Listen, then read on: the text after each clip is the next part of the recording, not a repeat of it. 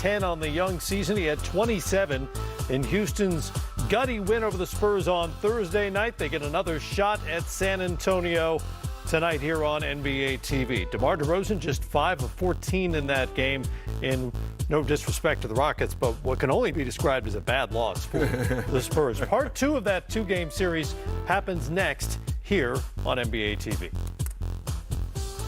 Hey everybody, great to have you with us for the CarMax pregame. That is Dennis Scott right over there. I'm Matt Weiner. Good to see you with us. Our game coming up at the top of the hour, and of course we'll be keeping a very close eye on Brooklyn, where tonight James Harden will make his Nets debut. He'll be in the starting lineup for the Nets as they take on the Orlando Magic. All 4 teams, all 7 players have cleared. The trade is now complete, and everybody can move on with their new teams. Of course, the Rockets granted Harden's wish by trading the 3-time scoring champ to Brooklyn, where at some point he figures to complete a Nets big 3 along with his former teammate Kevin Durant and Kyrie Irving. Between them, they have 24 All-Star selections, 7 scoring titles along the way. Steve Nash, a short time ago, talked about Harden and what he means to this team. Excited. You know, we welcome one of the best players in the game to our team. So there's a lot of excitement just on his resume and his talent and his excitement to be here. So the mood is great. And, you know, this is just tonight is the first step, having him play a real game with us after, not really any preparation time. You know, this is a moving target that we have to try to incorporate him as we go here and learn on the fly, adapt, and try to gel and come together and put each of our guys in a position to succeed. How close are we to Kyrie Irving rejoining everybody and being ready to play as well? Yeah, hopefully we're close. You know, I can't really give you a firm update on that. We have to assess that as we go. We do want to make sure he ramps up accordingly so that he's not susceptible to unnecessary injury and protect him the best we can. But hopefully it's a short period of time. And, that is to be determined, though. Brian Lewis, New York Post. Hey, Steve, I know basketball is fairly universal, but I mean, when you're playing today, James hasn't had any practice time at all. Do you have to basically have a James Harden offense and then readjust that again whenever Kyrie comes back and have a Kyrie and James Harden? Or do you just say, we do what we do and he'll work it out? I think it's somewhere in the middle. You know, I think James is familiar with some of the sets we're going to run. We're trying to keep it very simple tonight. The trick, in a sense, of the process is having our 3 guys learn to play with one another, off one another. And that goes for the whole roster, but primarily those 3 in that they, in a unique position, in a sense, to be playing together for the first time and to be sharing the load like this. So that's a process, and it's a process for our team, but it's uniquely a process for those 3 as well. So that will take time, and it's a great problem to have. It is a fascinating equation now in Brooklyn, and it is a good problem to have, as Steve Nash said, but it is a little bit of a problem when you have 3 alpha offensive players and 3 of the top usage rate guys actively in the NBA. And really, if you consider the roles currently of DeMarcus Cousins and Carmelo Anthony, you're talking about 3 of the top 5 usage rate guys in the NBA right now, all at some point playing together. Now, we've asked similar questions of James Harden when he was with Chris Paul and when he was with Russell Westbrook. We ask it again now with Durant and at some point Kyrie Irving. How does this work? Well, I think Steve Nash is going to have to figure out which guy's willing to sacrifice more. We saw Kevin Durant go to Golden State, and he sacrificed because he figured out how do I blend in with Steph Curry and Klay Thompson. They went on to win championships. Now it's up to Kyrie and KD to have that heart-to-heart conversation with James Harden, like, hey, guy, we know you're an MVP candidate. We know you can lead the league in scoring, but this is what we've done to win championships. Kyrie can say, you know what, I might have acted, the wrong way in Boston, but guess what? Let me remind you guys that I was pretty good when I played with LeBron and Kevin Love back in Cleveland. So how do we have a heart-to-heart, real basketball conversation? Because you're right, Matt. On paper, that's 3 one-on-one alpha dogs. My turn, your turn, my turn, your turn. Are you going to play defense? Well, I'm not playing defense. You're going to play defense. I think that's the bigger problem. Kevin Durant has showed us he'll go rebound the basketball. The other night, he showed us he'll get 13, 14, 15 assists. But on any given night, Matt, who's going to play that defense? We saw Chris Bosh in Miami give up his offense and block shots and rebounds and take charges to win championships. That's what I want to see. That's the message I think Steve Nash has to send. Guys, we know all of y'all can score. Y'all have that green light and take the ball whenever you want to. But how are you guys going to come together along with DeAndre Jordan? Oh, wait a minute, Matt. What if he gets in foul trouble? Right. Jeff Green has to play some 5. Kevin Durant has to play some 5. So those are bigger problems versus talking about scoring and all the ball handling stuff. That's when you really get deep into that coaches meeting and saying, how are we going to win ball games consistently when we play the better teams? Durant, to me, is the least of their problems offensively because he can play without the ball. He doesn't need tons of shots to score 25 or 30. That's right. They can use him in pick and roll if they want to. He hasn't done a ton of that in his career, but with Harden, with Kyrie Irving, of course. It's the other two who basically are both point guards. Both shoot first point guards. I mean, Harden racks up a bunch of assists or has in Houston, but it's mostly off him driving and kicking to folks. So I wonder what the offense will look like, you know, beyond the questions about defense, which is a whole other discussion, but what the offense will look like when the three of them are on the floor. Well, I think that's what I think Steve is trying to figure out. If we have some type of flow, if we're in the half-court set, what does that initial play look like? If you're in the pick and roll where you're playing to James Harden's strength, yes, be in the pick and roll, but if it's a 1-3 pick and roll, they're probably going to switch that, Matt. And now guess what? You're feeding right into the defense's hand, one-on-one basketball, everyone stands still, and now there's all sets of eyes on the one-on-one player. That's the thing that Steve Nash has to figure out is how do we get flow? Is it 1-5 pick and roll? Now it's harder to switch because now DeAndre Jordan's on the point guard and now you can, go at the mismatch. As Steve Nash navigates through those problems, they'll figure it out. But still, Matt, the more defense you play and get stops, now you're in transition, less half-court sets, and these guys can flourish that way. Normally I would say that's a real question mark because both Harden and Irving are considered minus defenders. Of course. Durant certainly has his moments as a rim protector. But I don't know. The league has tilted so much to the offensive side of things. I don't even know if it matters anymore. I think you have to have possessions here or there when you can make some stops, but you no longer have to be an elite defensive team. Matt, it's true in the regular season. You're right on point. But we've seen even in the bubble, the reason the Lakers won is because Anthony Davis and the rest of those guys played the defense and took the Nuggets' life away, right? You get to the finals. Miami was great.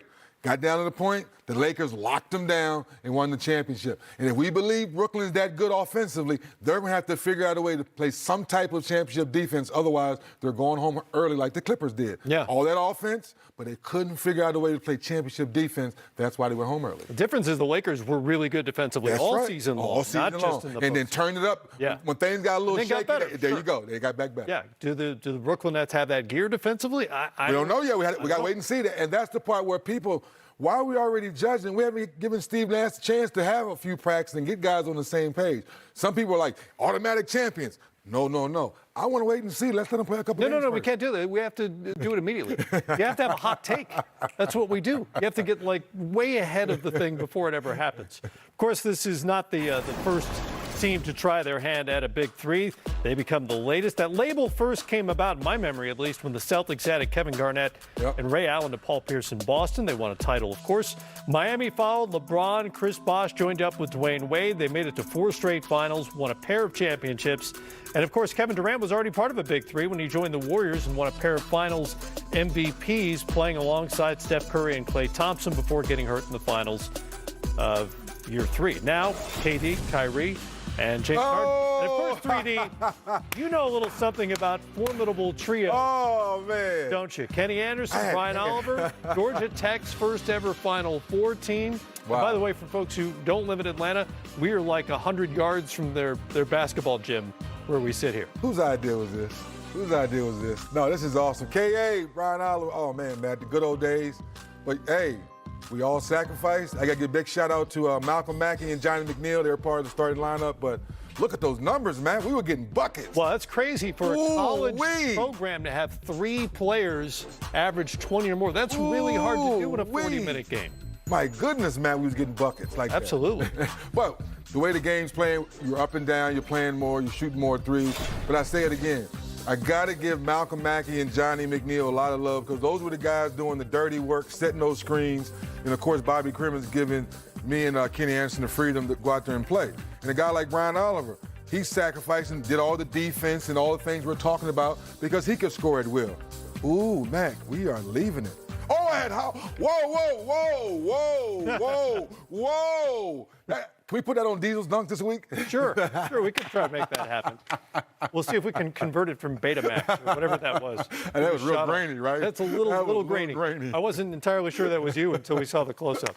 Oh, my goodness. All right, much more coming up here on the CarMax pregame, heading to tip between the Rockets and the San Antonio Spurs. Revenge on the mind of LaMarcus Aldridge and the Spurs. That's coming up, but first, it's the season premiere of Chuck's Guarantees. That's a reflection and, of course, hoops as well. And we'll have plenty of both on NBA TV and TNT starting at 11:30 a.m. Eastern with the CarMax pregame ahead of the Magic and the New York Knicks at noon. Then it's the Minnesota Timberwolves visiting Martin Luther King's birthplace, Atlanta, Georgia, and taking on the Hawks. TNT has a triple header to follow, starting with the Suns and Grizzlies. Then it's the Bucks against James Harden and the Nets at 7:30 Eastern time, followed by the Warriors and Lakers, and of course, inside the NBA. Speaking of which, time now for the season premiere of Charles Barkley's Guarantees.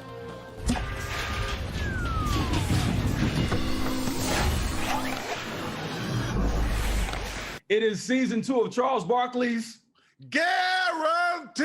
And is all presented by FanDuel Sportsbook, where you get to witness the pride of Leeds, Alabama, make the picks for the week, and I always have the option to row veto. Now check this out, Chuck. MLK is one of the marquee days in the NBA where our league showcases the game while honoring one of the world's greatest leaders and Dr. Martin Luther King Jr. Well, I just want to give a shout out. I was going back to David Stern and to Adam Silver now, making this day special for the NBA family, playing games all day, celebrating the life of one of the greatest men who ever lived. And I'm just glad to be part of the NBA family on that special day. No question. 10 games that day, 5 of them are on our family of networks. You got 2 on NBA TV, 3 on TNT. And like Mike Singletary once famously said, I want winners. First game, Magic at Knicks. Who you got?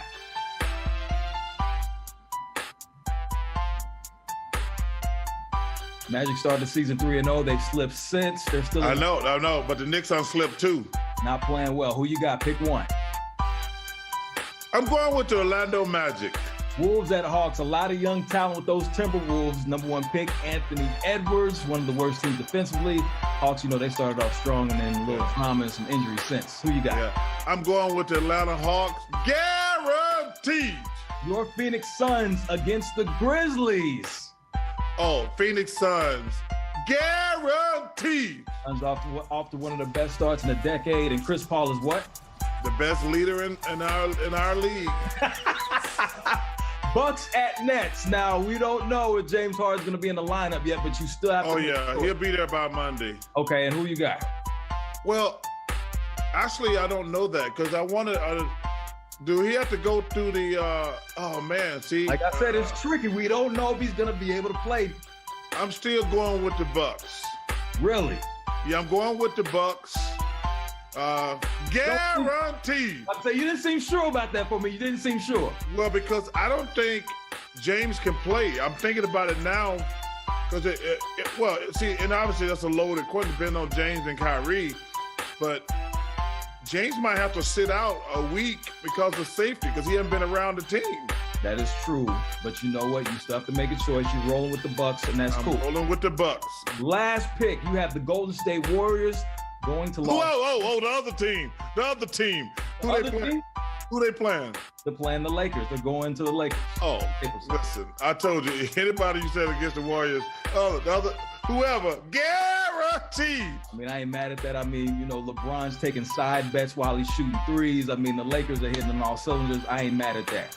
It was a good shot, but I didn't think it was like everybody making it out to be like it was the greatest thing they'd ever seen. You weren't impressed when he turned around, didn't watch it go in? Well, he shot it normally, and then he turned around. Okay, Chuck was not impressed. Tough crowd, but I understand. Was not impressed, yes. Yes. Well, listen, Chuck's mouth is where it originated, and baby, it can never be duplicated. What's the name of this segment, Chuck? Guaranteed.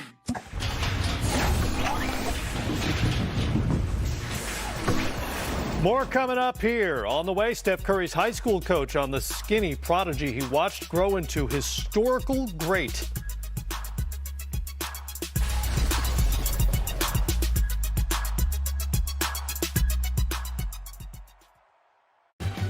Welcome to Open Court, HBCU edition.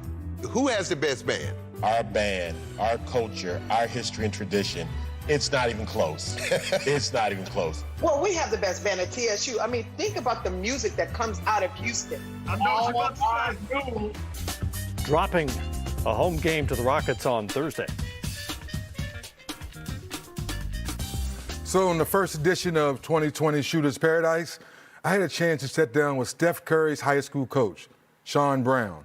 And he reflects on the first time he had to give Steph Curry the keys to his program. And that's when Chef Curry was born.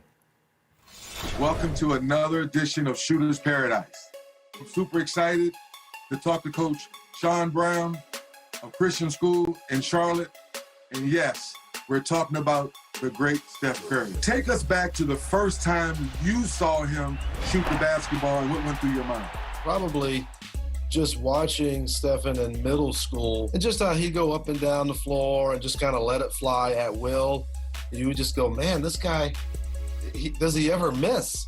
Was it surprising because when you go back and look at those old videos and pictures, he is skinny as a noodle. Like, what's going through your mind? Like, this skinny kid is jacking up shots, playing free-spirited. How did you know to let that free?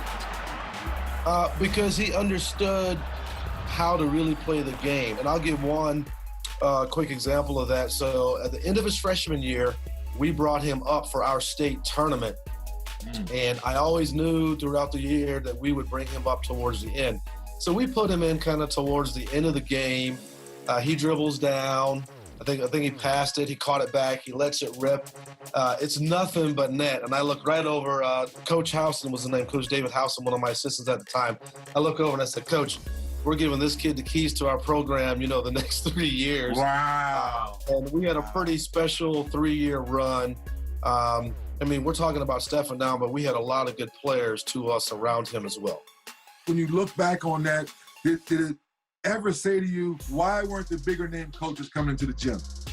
Well, my take on that would be, first of all, being a Christ follower, that God had under control the whole time. But to answer your question, I simply think he just didn't pass the eye test. He has some skills that you can't give to him. He already possesses that. The gaining of weight, helping him maybe become a little bit quicker and all those things, you can teach him. And then he had a great person in his father to continuously walk him through stages of that.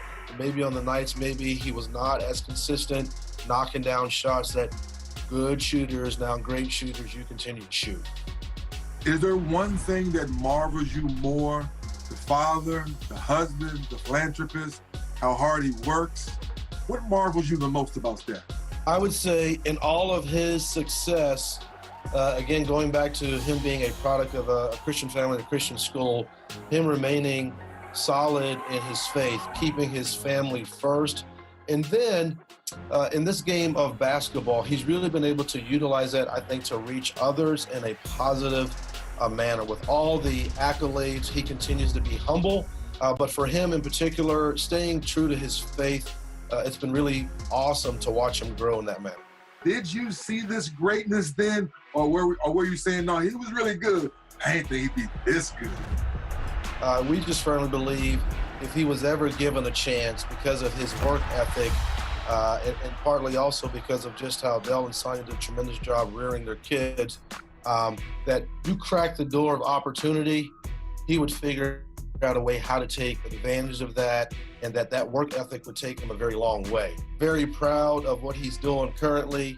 And even if he was to watch this, I would want to say to you, Stephen, right now, again, Charlotte Christian as a whole cannot be proud of you as well as all the other guys that have gone through in this program, but we continue to pray for you and want you to continue to do well and keep the name of Jesus on the forefront of what you're doing. The progression of Stephen Curry is just phenomenal when you think of not highly recruited out of high school. Davidson smaller school, not necessarily the power conference competition on a regular basis. He was only a 7th pick, and it took him, what, 4 or 5 years? No, probably 5, 6 years to be an all-star even. And look at what he's become. And I think, Matt, that's the fun part about his journey and his story. Because most people say, well, he's the son of an NBA dad. Well, a lot of us didn't have NBA dads or NBA moms, WNBA moms to be in this situation. It's a skill set you're born with, but I think it's more so the hard work.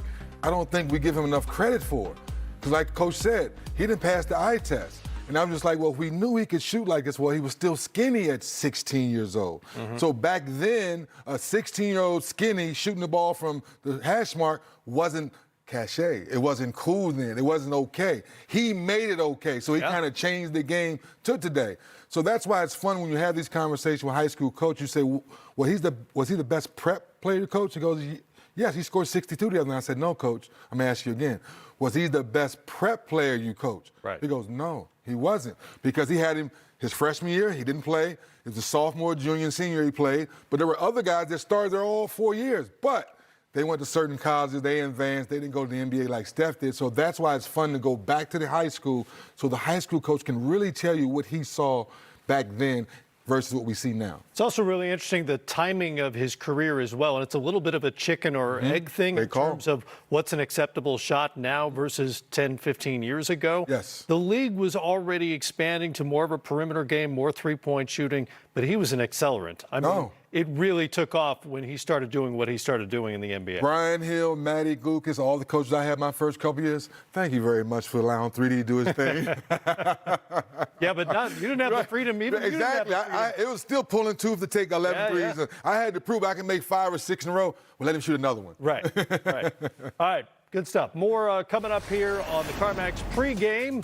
We've got the Rockets and Spurs coming up, and keeping a close eye on that guy, the Beard in Brooklyn. He'll make his Nets debut tonight against the Orlando Magic. You can see that on League Pass, and we'll keep an eye on it in the meantime. Oh! That's 3D. Diesel dunks, baby. I told you I had hops back when I had hair. Look at that backboard move.